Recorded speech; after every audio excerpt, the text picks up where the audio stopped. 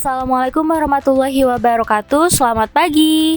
Halo anak-anak semua. Semoga di pagi hari ini kita semua masih dilimpahkan nikmat kesehatan oleh Tuhan Yang Maha Esa, sehingga kita semua bisa mengikuti kegiatan belajar daring dengan hati yang gembira. Nah, di video kali ini saya akan membahas cara untuk memberikan efek pada gambar vektor. Tapi sebelum ke materi, jangan lupa untuk klik tombol like dan juga subscribe. Selamat belajar. Langkah pertama dalam membuat sebuah gambar vektor, pastikan kalian membuka aplikasi pengolah gambar yang kalian gunakan. Di sini saya menggunakan aplikasi CorelDRAW karena seperti yang kalian tahu bahwa khusus untuk gambar vektor, salah satu aplikasi pengolah gambar yang sangat mendukung ialah aplikasi CorelDRAW. Terus bagaimana Bu untuk beberapa aplikasi lain, misalnya aplikasi Adobe Photoshop yang biasa sering kalian gunakan, atau mungkin Adobe Illustrator, atau mungkin beberapa aplikasi-aplikasi yang ada pada handphone kalian.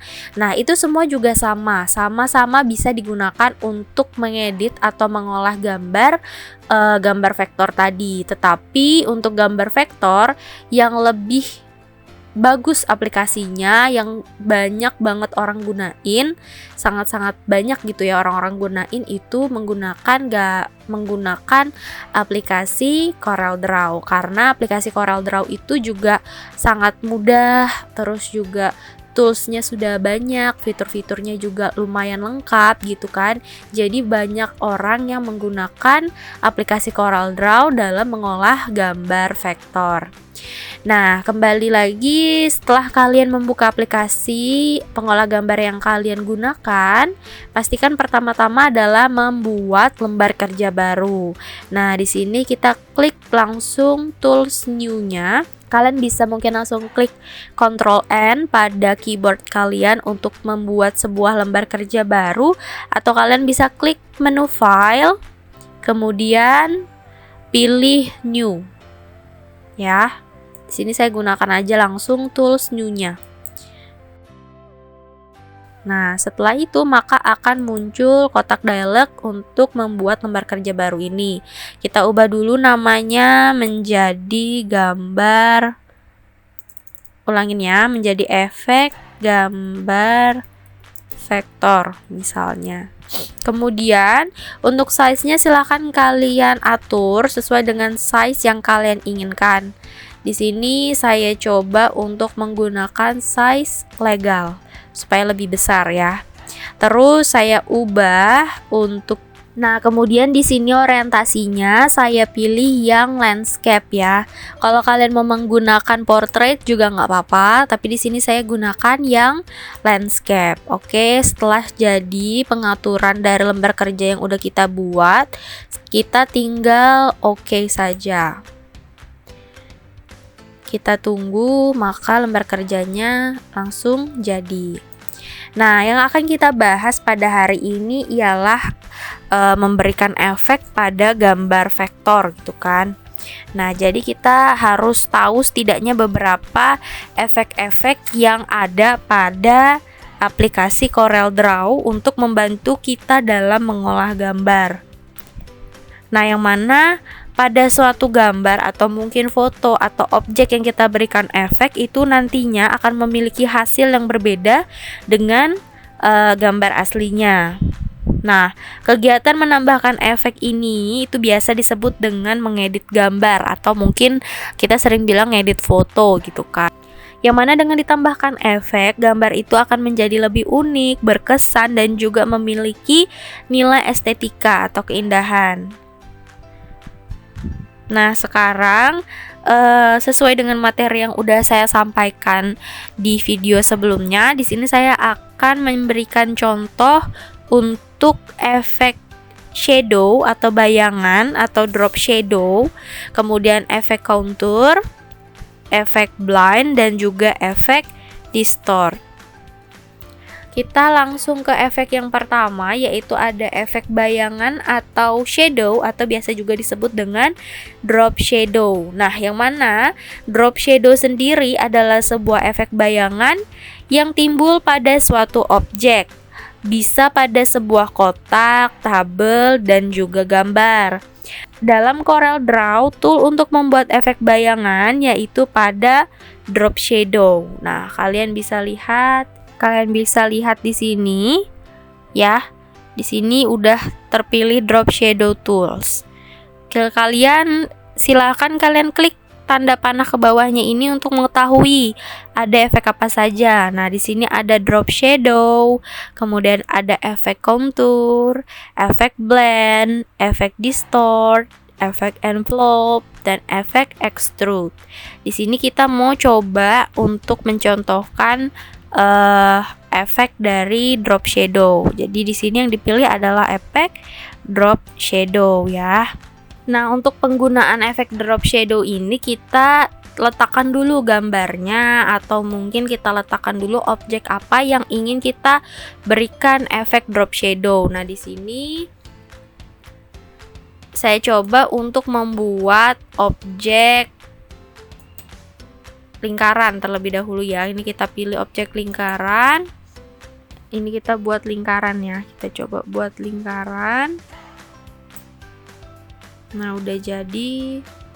Lalu pilih pick tool. Lalu lingkaran ini kita besarkan mungkin garis pinggirnya ya, supaya lebih jelas. Kita beri warna juga. Untuk pinggirannya kita beri warna kuning.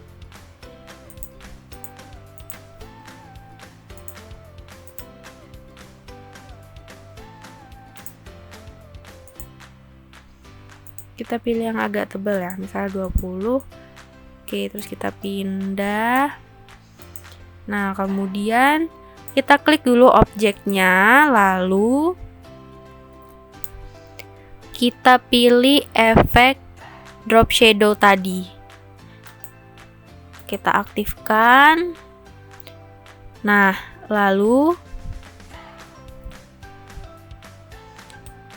langsung kita tarik kemana drop shadow atau bayangan yang akan kita buat. Terserah teman-teman tariknya seberapa jauh atau seberapa dekat, kemudian ke arah mana. Kita coba seperti ini.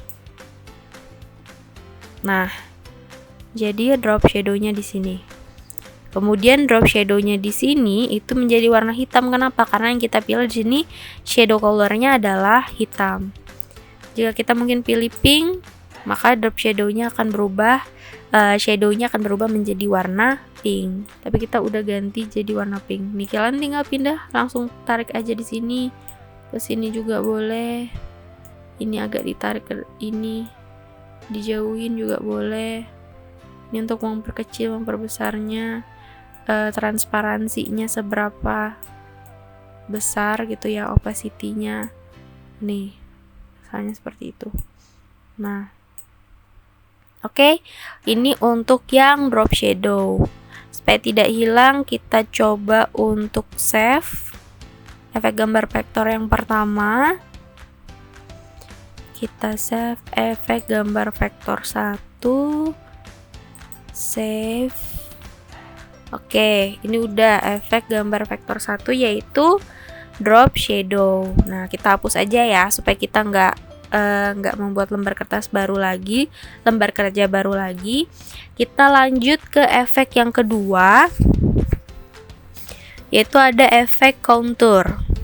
Nah, efek contour sendiri itu adalah salah satu efek yang paling sering digunain juga, yang mana efek contour ini berfungsi untuk menciptakan objek baru. Nah, pertama-tama kita letakkan lagi objek apa yang ingin kita buat. Misalnya sekarang kita teks deh, kita gunain teks ya. Berarti kita aktifkan dulu teks tool, letakkan di lembar kerja, lalu kita tinggal ketikkan teks yang akan kita buat. Misalnya multimedia.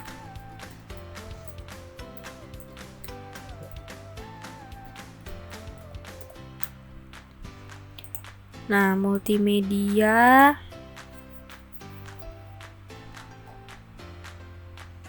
Kita ubah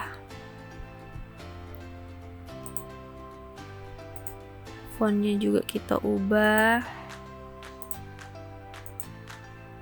Lalu kita berikan warna di dalamnya.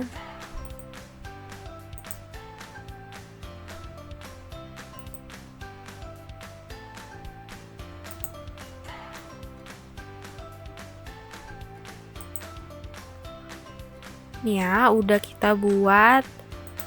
Sekarang kita gunakan efek contour. Tadi kan yang aktif drop shadow ya. Sekarang kita ganti dengan klik tanda panahnya, lalu kita tinggal pilih contour. Nah, di sini tinggal kita atur lagi konturnya.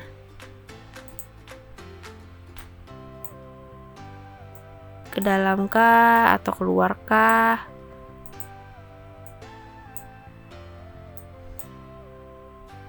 Nih. Ini kita tinggal atur aja ya. Seberapa banyak, nih semakin tinggi maka semakin banyak efek kontur atau objek baru yang diciptakan. Terus kenapa warnanya pilihannya menjadi warna pink gitu Bu, sama agak-agak oranye. Nah, ini kalian bisa ubah di sini. Outline colornya diubah. Tadi kan outline color kita memang warna coklat ya. Misal kita ubah jadi warna merah deh. Nggak terlalu kelihatan ya. Kita ubah jadi warna hijau. Nah, lalu untuk ini kita ubah jadi warna biru. Oke. Udah. Nah, di sini ada 3 pilihan. Ada to center, kemudian ada inside counter, dan ada outside counter. Nah, apa sih bedanya? Kalau outside counter, dia akan membuat objek baru di luar dari objek yang kita buat. Untuk inside counter, berarti objek baru yang akan dibuat itu ada di dalam objek yang udah kita punya sebelumnya. Sedangkan untuk to center, berarti itu akan masuk ke dalam objek yang kita punya. Nah, sekarang kita contohkan ya. Untuk kita contohkan berarti ini kita kembalikan dulu ke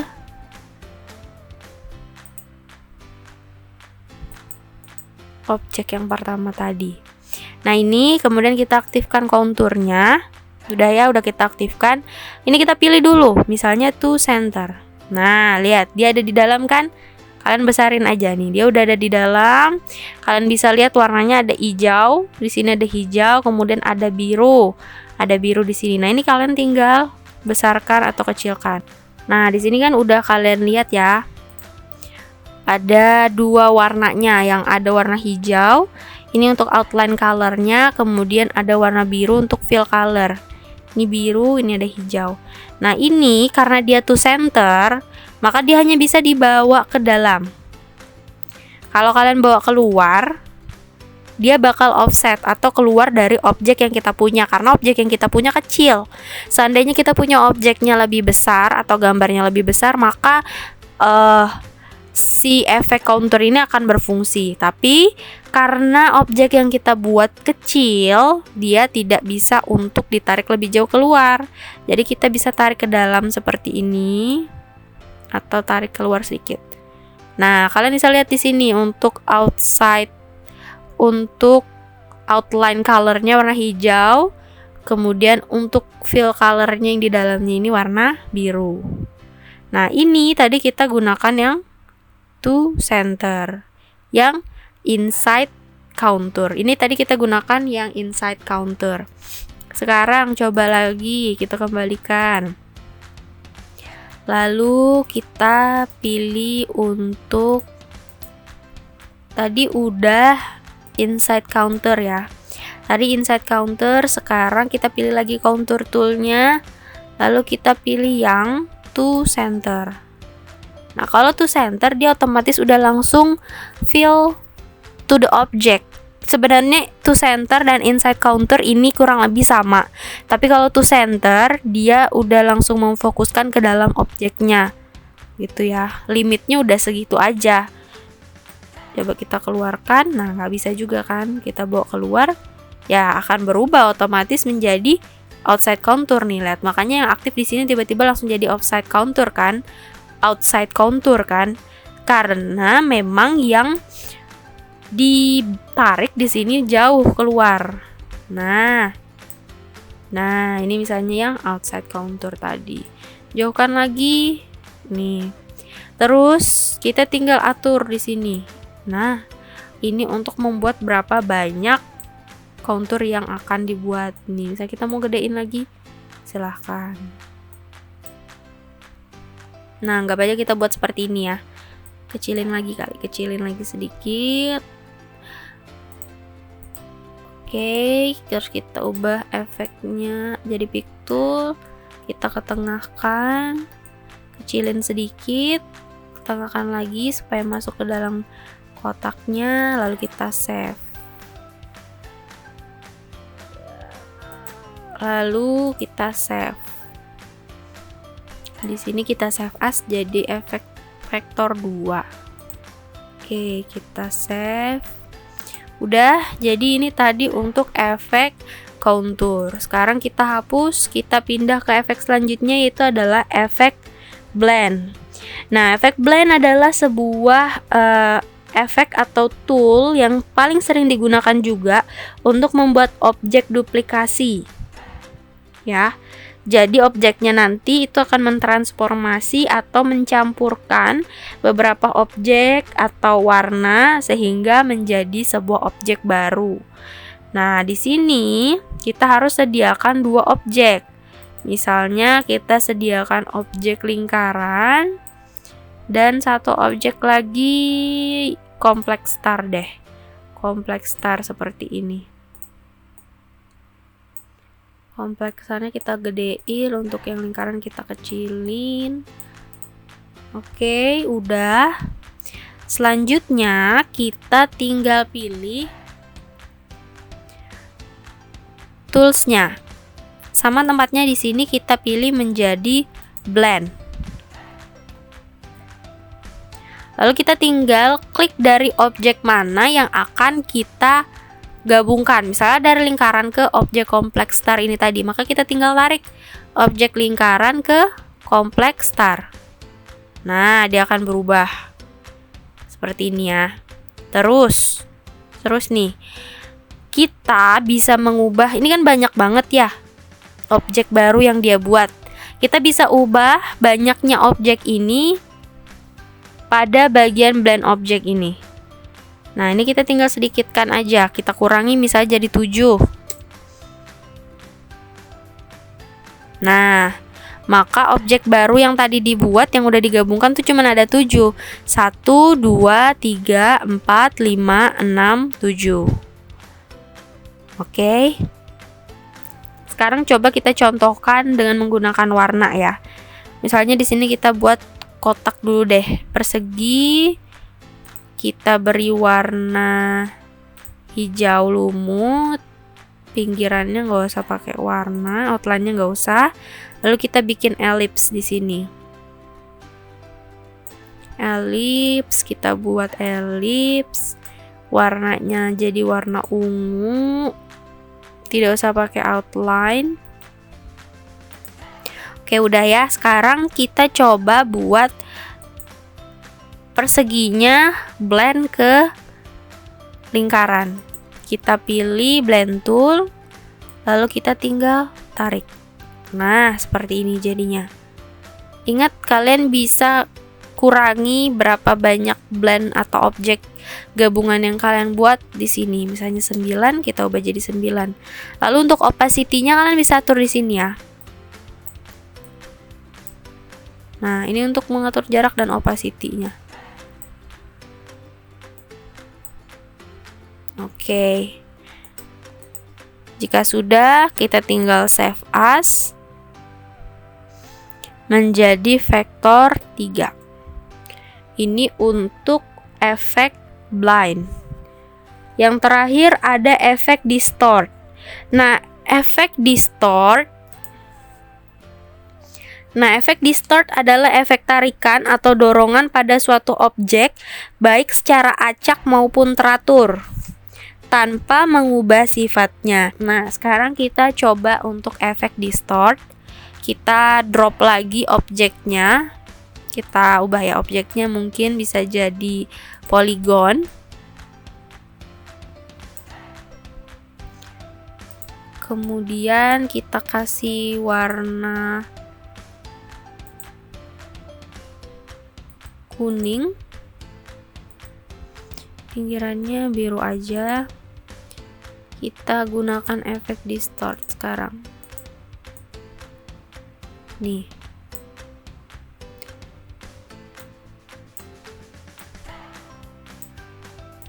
Tinggal kalian ubah ya. Ini adalah efek distort.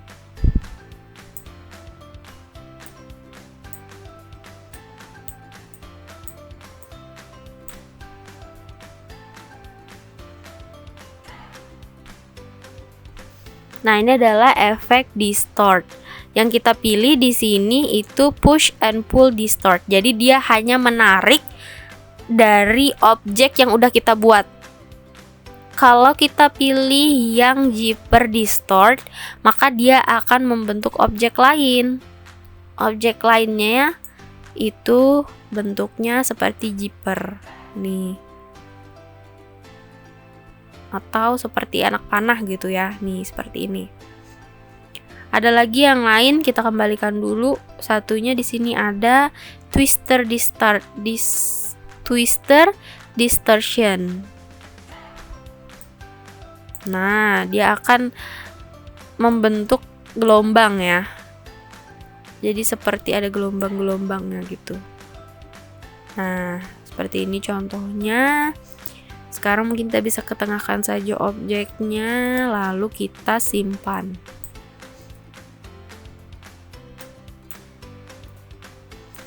Oke, sekarang kita simpan. Jadi efek vektor 4. Oke, mungkin sekian untuk materi pada hari ini. Sekarang tugas kalian adalah membuat gambar vektor dengan menggunakan efek-efek yang sudah saya berikan materinya tadi. Jadi silahkan kalian gunakan efek drop shadow, kemudian efek contour, blend, dan juga efek distort pada gambar vektor. Sekian, terima kasih untuk materi hari ini. Semoga bermanfaat. Kurang lebihnya saya mohon maaf. Wassalamualaikum warahmatullahi wabarakatuh.